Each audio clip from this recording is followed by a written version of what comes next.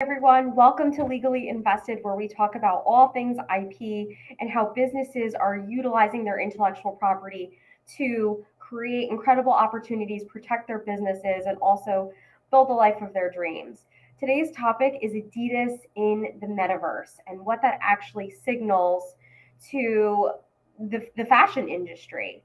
So Adidas announced yesterday that they're entering the metaverse in a really cool way. They're doing a collaboration with Board 8 Yacht Club, and also G Money, who's an NFT investor, and Punk's comic. Okay, so why is this important? And I think this is really important because we're seeing more and more brands investing, big brands, right? Like big global companies investing in the metaverse and AR and VR and NFTs and crypto and all these things that you may not know what they are. And I want to talk about them on a really high level basis because whether you are a lawyer or a business or a individual, everyone needs to know what NFTs are, what the metaverse is, and why it's important and why it's going to be really important.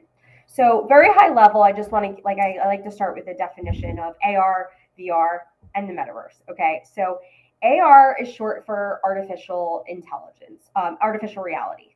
So that the best example I can give is with Pokemon Go, with where you are not fully immersed in a virtual reality. However, what you are immersed in is you're in physical reality and you have some sort of technology tool that allows you to see something that you're not seeing in the physical world. So there's like a layer above our physical world, and you can actually use your phone to see it. Then virtual reality, VR, is really when you're like kind of fully immersed in it. So you have the Oculus goggles, you're using avatars, you're really fully immersed in a virtual world. And the metaverse is a combination of AR, VR, and other technologies that to build a virtual universe on top of our physical reality. And why is it important? It's because right now, I want to give like an analogy. So when blockchain technology was created, everyone was talking about it, right? And like I remember asking at city bar events, like, but what does it look like? Like, how is it practical? How is it going to actually affect businesses? And I think the analogy is to the invention of the internet. You know, however many decades ago, when they invented the World Wide Web, people had no idea the implications that would be from just building out this new connected digital space, right? From it came dot coms and e-com and social media and social networking so much. So we've seen the evolution of the internet, and now this is just a continuance of that, right? It's just a continuance of the evolution of the internet with blockchain technology and cryptocurrency. Creatives and really smart people are building out really cool technologies that are going to help people run their businesses more efficiently, make more money, create new economies. It's really wild right now what's going on. So I am a lawyer, I'm an intellectual property lawyer, and from learning about everything, just from like a personal perspective, I can't help but nerd out like, oh my gosh, well, what are the legal implications and how are businesses using this and like how can I help clients? And the reality is it is the wild, wild west right now. The metaverse is the wild west. And there's a lot of the same laws apply, right? Like the same traditional intellectual property laws, they all apply. It's just going to there. It's going to take lawyers and business people to interpret them and apply those laws and enforce rights in this new medium. So very quickly, we can talk about I want to get into the Adidas brand partnership, but I also want to finish defining some of these terms. So, cryptocurrency is the currency that's used in connection with blockchain in the metaverse, right? So, Ethereum is one of the cryptocurrencies that's currently linked to all of this. So, you should know what that is, and it's how people can purchase NFTs. So, what is an NFT? At this point, you've definitely heard of it, and you've probably heard that it's a non fungible token, but what does that really mean? And I want people to understand that when you buy an NFT, like what does that mean? What are you getting? It does not mean that you own the image and you own the rights to what's being shown and sold in that NFT. That's a huge thing we need to wrap our heads around, because what's happening now is this is the Wild West. There's not a lot of enforcement right now. It's going to get there, right? But the same IP rules apply. So all an NFT purchaser gets and owns is nothing more than a unique hash on the blockchain with a transactional record and a hyperlink to that artwork. Okay, it doesn't give them a right to then take the work and make it into something and put it into a comic and create a production around it. It really does not. And so I want to explain what Adidas did here. And they're a really good case example of a company that has dotted their I's and crossed their T's, but is not afraid to enter this new world, right? So one of the VPs of Adidas actually was talking on Twitter Spaces and said, I loved this, how there was so many lawyers involved on the calls, okay? Because this is such a gray area, and a lot of people right now are just like individuals and investors, and they're concerned about the law, but maybe they're not so concerned. But Adidas is a global brand. They have compliance issues, they have legal issues. They need to dot their I's and cross their T's.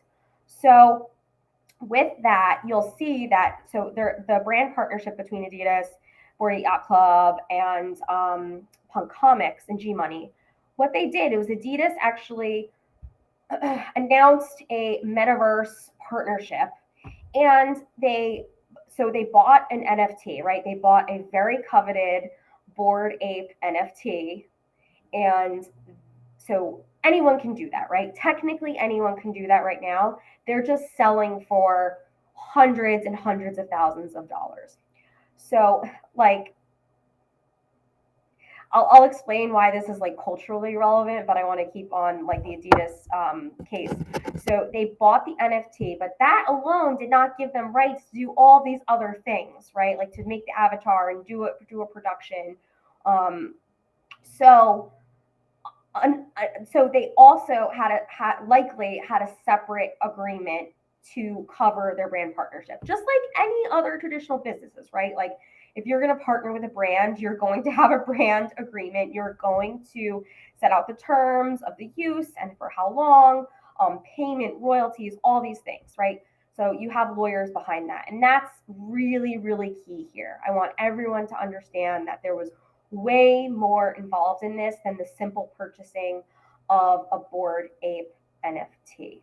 Okay, they're building a whole collaboration around it. That's agreements. Those are terms that they've negotiated separately. And that is important for big businesses and also small businesses. Just by buying an NFT you do not have rights to the underlying image, okay?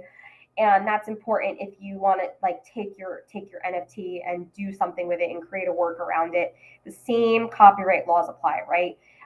You would have to get a separate written agreement with the original owner of that artwork in order to repurpose it, create derivative works, all that stuff. So I think this is just a really cool case because it shows where we're valuing where there's cultural relevance and cultural value now with NFTs. It used to be, and it still kind of is, but it's the equivalent to someone going out and buying a Bugatti or a Lamborghini, right? These NFTs are literally selling. Some of them are selling for 400,000 and plus. So it's becoming a cultural status symbol to have some of these NFTs, and a lot of celebrities are now buying them. They're putting the images as the face or their covers of their social media. But if they want to partner with some of these brands that are actually behind the NFTs, they're going to have to go through what Adidas did and actually form real partnerships that are taken, offline and in the physical world, that are going to involve lawyers and separate agreements. So I have a question here. Is it like licensing? And so So, yes, in a sense, in a very, very basic sense, licensing means that there is someone who has ownership of certain rights and that you are giving permission to another person to use them for a particular purpose. And so, yes, there needs to be absolutely a copyright license and other things too, depending on what is the underlying work. But with these companies and these brands, it's not just a license. So it's not just you say, yes, I give you usage rights to my name. Like any brand partnership agreement, there's going to be way more terms involved. Like who can promote it? Are there goods associated with it? Is there a merch campaign? Are we doing advertising, um, gosh, publicity rights for some of these things.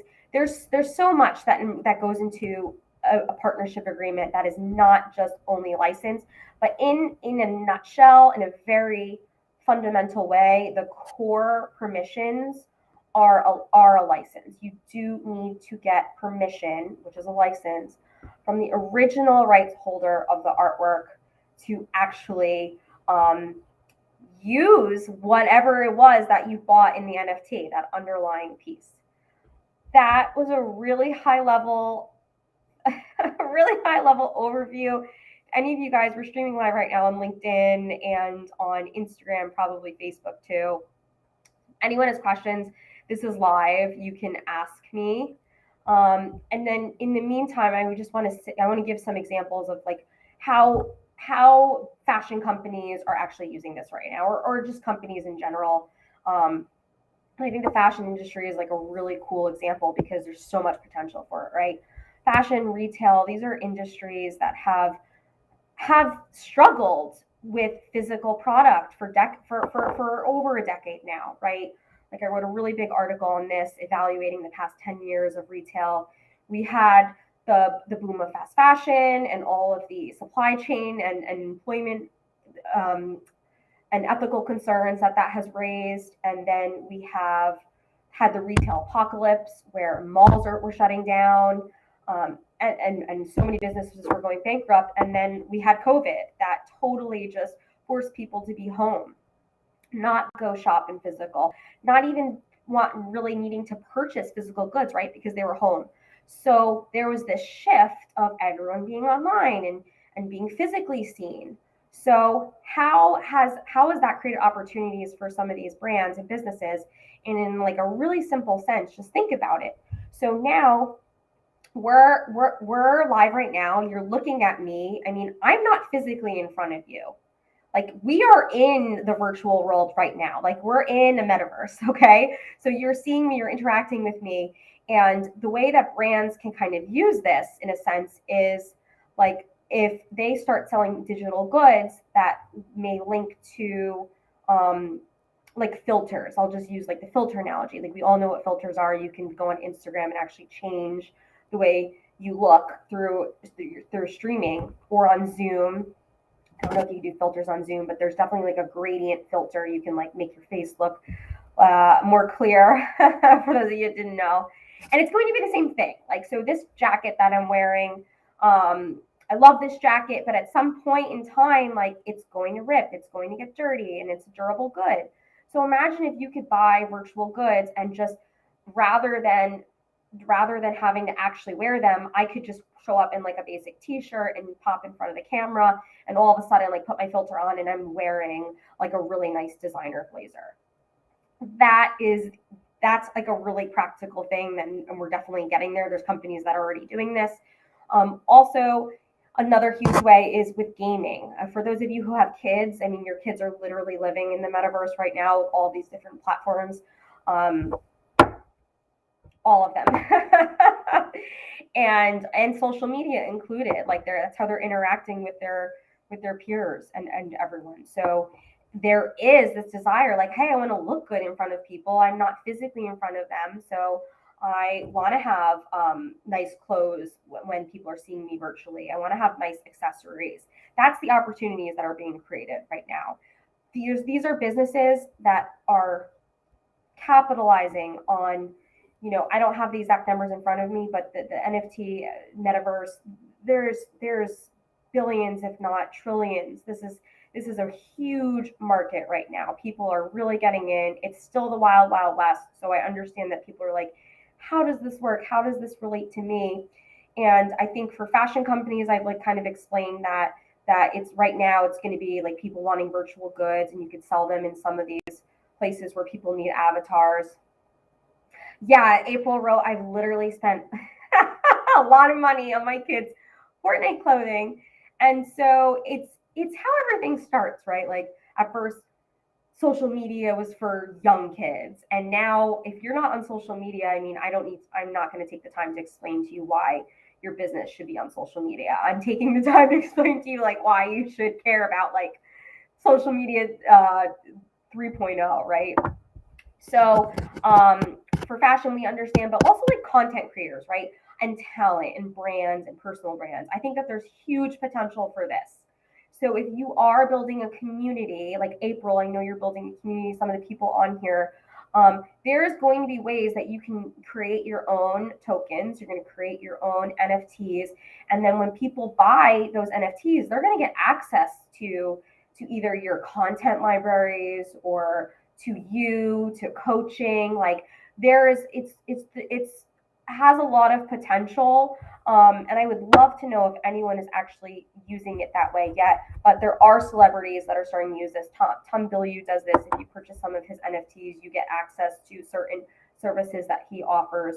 So that is the direction that we are going in. This is just the new wave of the internet and the digital world. So don't let these like terms intimidate you. I hope I explained them in like a really high level way. And although I agree that a lot of this technology may not be mainstream for a very long time. I think the Adidas example is really showing people, a Gronk who's in the NFL. He has his his cards that are NFTs. There is so much opportunity. I think if you take the time just to learn and research and think creatively, that these business models are just going to help you run more efficiently and tap into new economies and make more money. So that's it. I just wanted to keep it short and give everyone a very high level overview. If you have more questions, you can comment and I can always do a follow up video. But I hope everyone enjoyed this and wishing everyone an amazing rest of your day. Bye.